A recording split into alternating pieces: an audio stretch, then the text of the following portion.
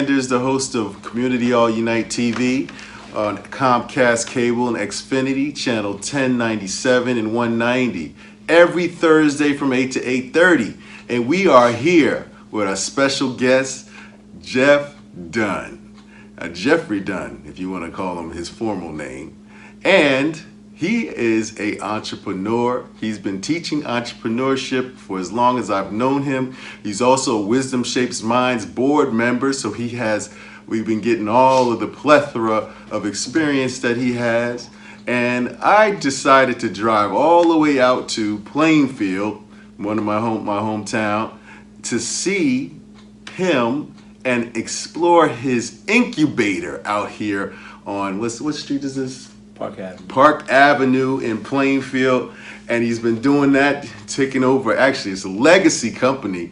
Of course, his father bought the building, and he is taking over, just like me, as far as expanding on the legacy that our parents were blessed enough to hand off to us. So I want to give him a little bit of time to tell us about himself, and then we're gonna go organically with this beautiful interview. Jeff, tell him a little bit about yourself. Basically, I was born in Brooklyn, raised in Jersey, educated in Virginia. Went to HBCU, Virginia State University, got a degree in business administration, concentration in finance.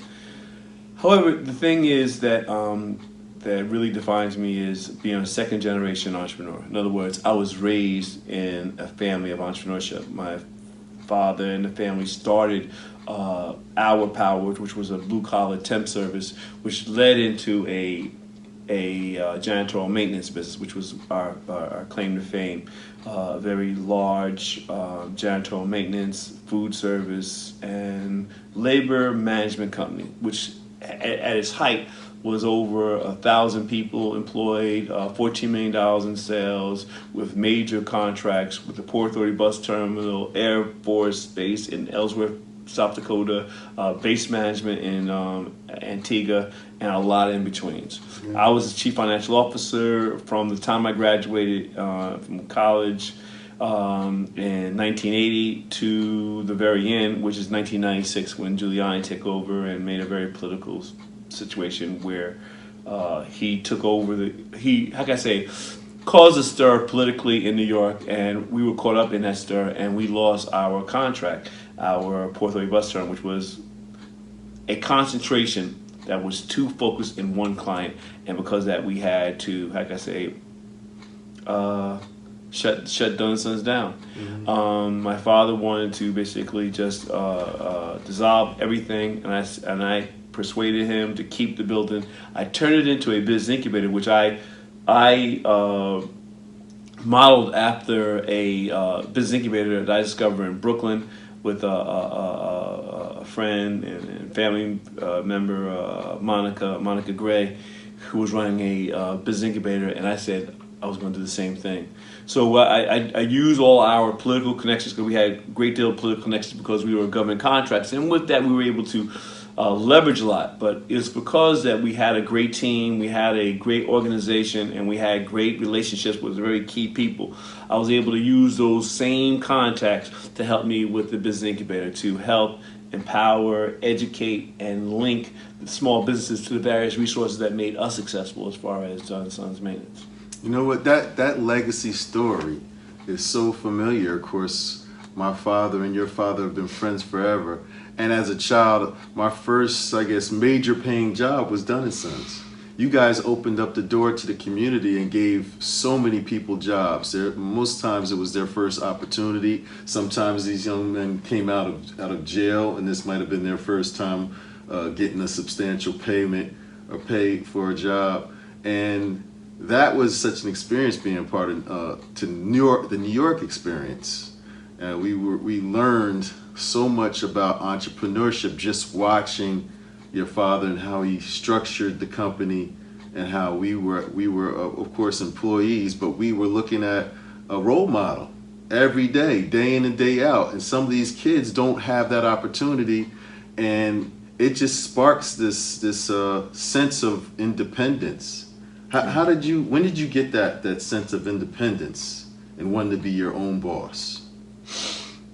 again, by being second generation entrepreneur, basically I know nothing else. I mean, I've had a lot of little in between jobs, but for the most part, primarily my main source of employment has been either with myself or with my family. And the main thing I want to point out to you is that we had to recognize that we couldn't do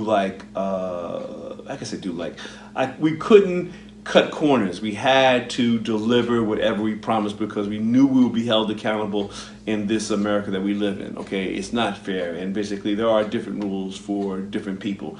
And we learned that basically we had to exceed expectations and pay attention to the detail and find ways to circumvent. We won the Port Authority bus terminal because we were basically paying attention to detail, and we won by over $1 million.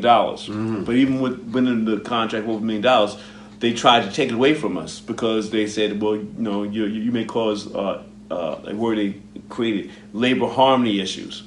And we had to go political. We went to our Republican governor and told him how the Port Authority was giving more opportunities for contractors in New York than New Jersey. So it wasn't just us, but New Jersey as a whole was being, how can I say it, treated unfairly in regard to business opportunities. And although it was a authority, it was a New York, New Jersey authority, so it should have been an equal share. And when we found that we won by over $1 million, he fought for us and really vetoed everything that was going through the Port Authority until we got a contract.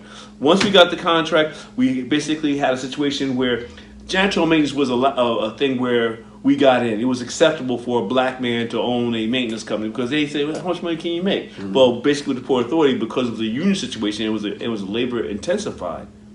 There was an opportunity to make a lot of money. However, the margins for janitorial maintenance, Chris, was 5%. 5%. Wow.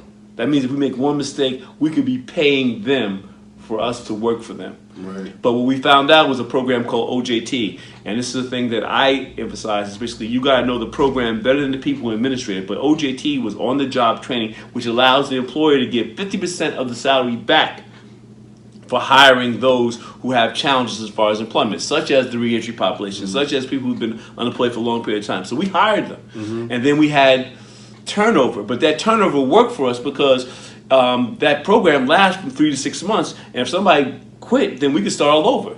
And basically with a 50% return on a labor-intensified business, that brought our margins from 5% to 25% and made us very, how can I say, successful in our ability to do the things that we need to do. And therefore we were able to bid on larger contracts, not larger contracts, but contracts of distance, food service contract, because we learned that although we were focused on janitorial maintenance, we were a labor management. We knew how to manage large labor contracts.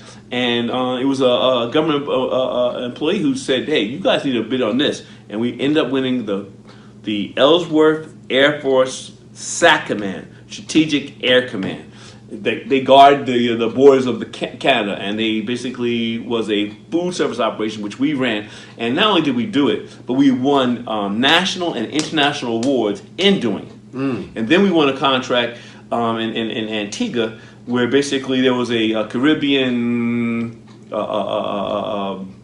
effort to link African American businesses to Caribbean opportunities. And there was like maybe about 10, 15 countries that islands we went to, and we had about 20, 30 people, and everybody was trying to get a little bit of everything. But we knew that we had contacts in Antigua, and we just focused on just one. And Chris, out of all those the contractors with all those islands, we were the only one who got a contract. And our contract was the base management, where basically we had a contract with the government, U.S. government, to subcontract all the contracting to all the island businesses. So we were the guy who basically dealt with the government, and then we dealt with the little companies, and basically we were able to employ a lot of people, and we basically were able to do a lot of good. So that's where I got all that independence from, okay? And seeing that happen. The other thing too, I think you were seeing also, Chris, and my brother Guy also, who basically was CFO for another business, because we basically helped a good 7, 8, 9 businesses who were $200,000 or $300,000 in sales,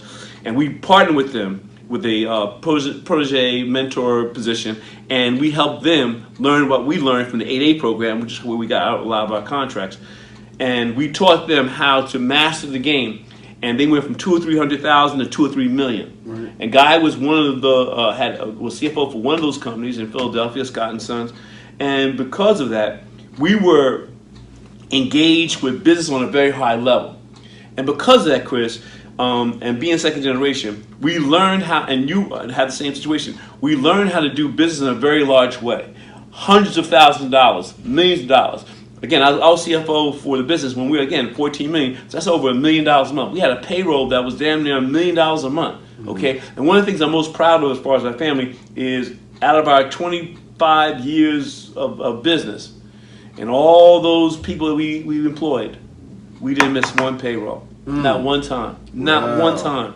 Wow. Every pay period, everybody was paid. Now, sometimes family members weren't paid, but all other people were paid. Everybody was paid. So nobody can say that Dunn & Sons didn't pay. They were paid, and they were paid in full. And we also used the opportunity to basically empower our college, and this is where you came in too, is basically we had a union, so we needed to do our vacations from, say, May to September. And we said to everybody, if you want a summer job, as long as you are in college, you can get this job. And the way it was is by you doing that, you got a job, but we were protected that you were not going to join the union. Right. So you were able to fill those holes as far as college students and get the money they were making. And some of them were making, as you can imagine, the money, you know the money you were making, making $12, $13, $14 an hour, 20, 30 years ago. Yes. That was good money. Yeah, it was. Making, what, $600 a week, something like that? So you were the high on the hog. Sure. In more ways than one. But we'll go back to... Hey, I don't mind it.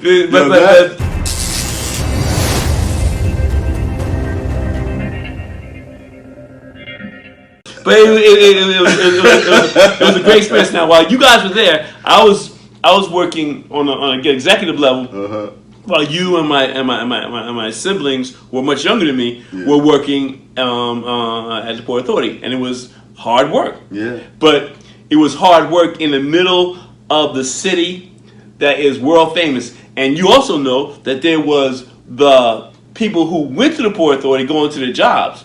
And then there was a subculture, Yes. which was what? The people who lived Yes, in the building, authority. who lived in the sub-basements. Yes. And you guys knew both. Right. And your job was to clean up. Yes. And then also you knew about the bloody elevator. Yeah.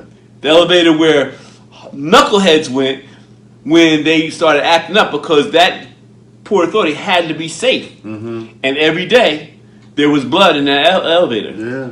There was no cameras. Right. But that's another story all by itself. No, those are stories that we could write books about. I mean, I learned so much about, I say, the city culture, because of course I'm from the suburbs, so of Plainfield, and it was stuff around there, but it wasn't so compact, of dealing with all these different personalities and folks that, of course, some are from the street and some are from jail and some are from whichever where you are. And of course, we were like little lambs trying to find our way on 42nd Street when it was like the craziest of the crazy. You could go out there. Not the same 42nd Street as today. A different 42nd Street. Pre-Giuliani. And I give it to Giuliani. I'm not crazy about his tactics, but he literally was part of the gentrification of Midtown Manhattan. Sure. He was part of that. He was part of that gentrification process, and but before that, it was a real different world. The other thing was that we mastered the various government agencies, the SBA, the SBDC, and SCORE, which I have continued on, and I actually sat on the board of some of these things. The incubator I have is I'm trying to rent space to people so that they could have a place that they could launch their business without locking into 2-3 year leases. I'll do 6 months, 12 months. I'll work with them. I have furnished office space as well as offices that are not furnished. I have a giant warehouse, about 6,000 square feet, with a drive-up ramp and so forth, but I'm less than a half a block from the train station. So that's my primary business. But also, I coach businesses, I consult with businesses, and I do training. Yeah. Okay, so the incubator has been active in regard to linking with various business development training, workforce development training, as well as linking them to the various business development agencies that could be instrumental. Now, the ones that I'm talking about with the SBA, Small Business Administration, SBDC, Small Business Development Center, and SCORE, all of them are free agencies. They're free for you, but you need to know how to use them. And I could talk about that in more detail another time. Right. Now, where do you see the incubator in the next 2 to 5 years? Well, basically, let's bring things up to date. Incubator is really primarily for startups or companies that are just getting their feet wet or need some flexibility before they can basically commit to something, buying their own building and or committing to somebody for 3, 4, 5 years. Yeah. So that's what I am. Incubating businesses, taking them from their birthplace to a place where they can stand on their own legs and be sustainable. Sure. Then there's a thing called accelerator. That means somebody who's already in business and you want to take them to the next level, okay? And then there's a co-working space.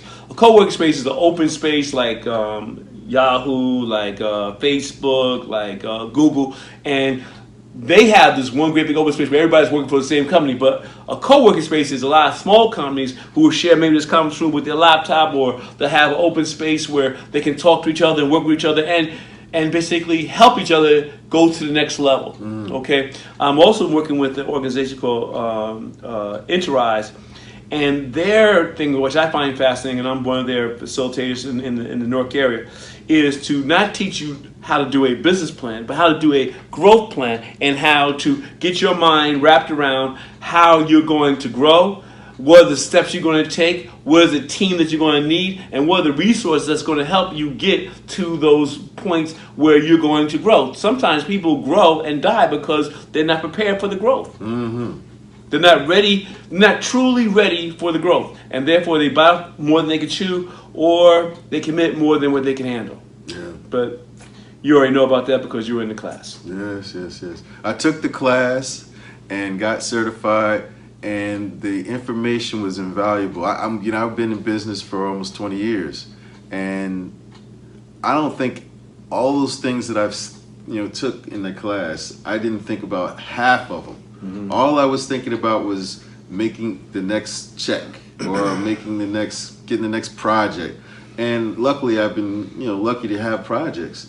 And you would just think it just pay the bills. But as far as the strategy, the growth strategy, how important that is when it comes to being an entrepreneur, thinking about that, and you just looking at your vision board in front of you right now, it's so important to have these ideas in some type of a visual format, or documented or written down somewhere, so that you can be reminded of what the long-term goal is. Because every day you're dealing with different issues on a day-to-day basis, and if you don't see the long-term plan, you might not do that extra work that you need to do to get past those little issues or items that you're dealing with on a day-to-day basis. Then you might have to use your weekends to get to the goal because you're dealing with all the issues on a day-to-day basis. But we were blessed. I was blessed to be instrumental in helping you with that. And we didn't know that this training was going to come at such a proper time due to unfortunate circumstances. We both lost our fathers within a year's time. You feel what I'm saying? Yeah. But bottom line, I was able to get you in the right mindset while your father was still here. Yeah. And then basically, by the time we finished, he passed not too soon after, but you had already talked to him about some of the ideas. You had already worked through something, and he was proud. He was glad, because I talked to him about it, and me and him had conversations outside. You didn't even know, okay? But his thing was to get you in the mindset of taking the reins, because although he didn't pass until just recently, but bottom line, he had a heart situation a year before, which he knew he had to slow down, and he had to pass on the baton. And I said to him, I said to your dad, I said, listen, you need to be clear in reference to your estate, and Chris needs to know what your intentions are so he can be on the same page and know that he's in line with you. And he said, Jeff, I appreciate that. And so I planted the seeds, but you basically took the ball and you ran with it. And you did a great job as far as as going to the next level. And one of the main things that I think I was able to persuade you was getting that right hand, getting that administrative assistant, because you can't do it by yourself. Yes. You need a team. Yeah. And you already started in reference to building a team. Not only a team reference to your office administrative assistant, but also strategic alignment with professionals so you could take on these various projects that you can't do by yourself. But with a team of professionals, you can. Sure. And mentorship is so important, and you being one of my, I guess, key mentors. Sometimes because we're friends, I don't even see the mentorship. I just am listening to all this information. You navigating me to that class was one of the key mentorships that you were doing for me. Right. And then, of course, thinking about the long-term goal when it came to knowing that my father was, dealing with a health issue, and knowing how to deal with your whole, I guess, how you're going to transfer the money to your mother and get your mother protected, and all those different things that we talked about. Estate planning. It was so important. It was real. It was very real. And the blessing is that you saw me, and I shared with you my struggles. And even though we had a pretty well thought out estate plan, my parents had planned 5 years ago, there was still maybe 10-15% of things that was not done that we had to work through, and it was a challenge. And I shared that information with your dad. I shared that with you, and I'm glad you guys embraced it and took it and really dealt with it, because I think it gave you an upper hand, so you were not hit with the blind side that I was. Yes. Again, although a lot of the big things were taken care of, but there was still little things.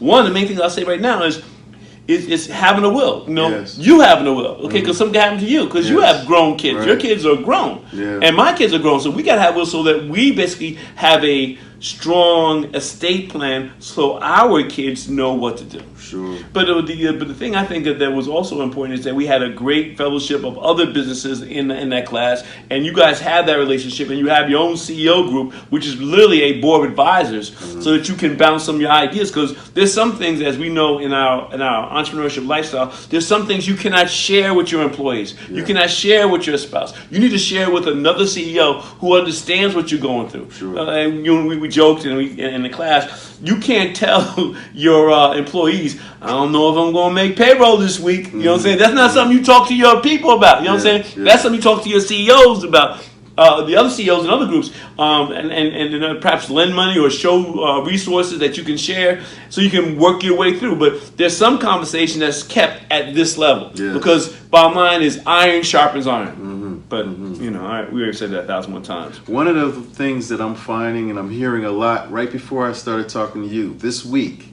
about how your business is sometimes your main woman. How do you balance that with relationship and a business? Excellent question. You have to find a woman that can understand that you are really married to your business in order to make everything else work.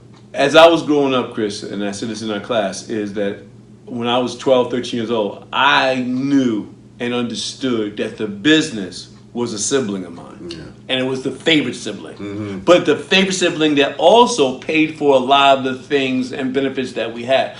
Your business helps you to build assets. Yes. And one of the things we also talked about was the fact is for the businesses to find a way to purchase real estate, whether it be their home or their business, but they need real estate so that they can leverage that to get the larger loans to help sustain their business and take it to the next level. You are not going to be able to build your business with a microloan of under $25,000. You need a major loan of $100,000 plus to really take you to the next level if you're going towards that $1 million mark. Yes. Otherwise, without real estate, you're not going to get that loan and you're not going to get that level.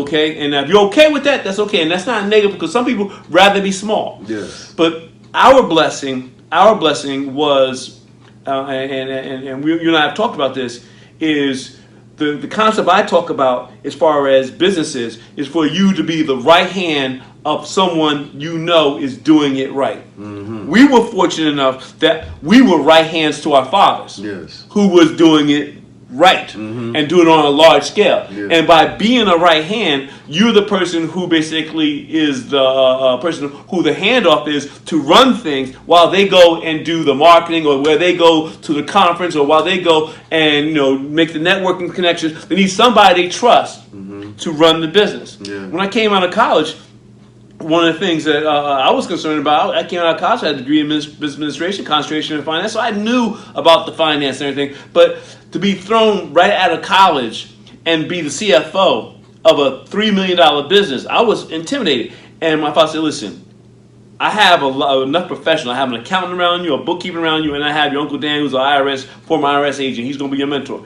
But you are going to be my point person. You are my right hand. Mm-hmm. And the main thing that I need from you is for you to give me the information. And here's the thing that I value most. I trust you. Mm-hmm. So a $3 million business, he didn't have to worry about somebody stealing his money. He knew that I was watching his money. Sure. But not only was I watching his money, I was also watching the business. I was also the point person between the business and the bank, the business and the insurance company, the business and the auditor, the business and the contracting officer. I was right there in the middle. Yeah. And although I was the son, I became the individual, the professional, the CFO, and developed my own reputation, my own relationships, and my own understanding. And therefore, when I helped navigated, Chris, the first $1 million loan, which we got this building from, okay, we bought the building, then we had to spend $1 million to renovate it. Mm-hmm.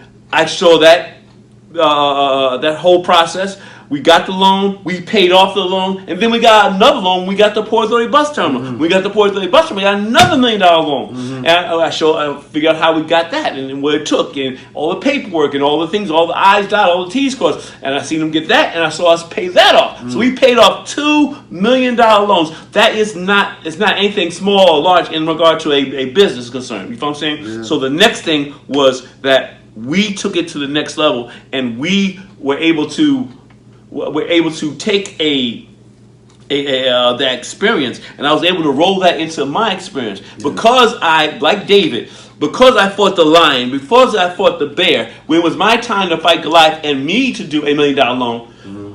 I was able to do it because I had the experience of the first 2 loans.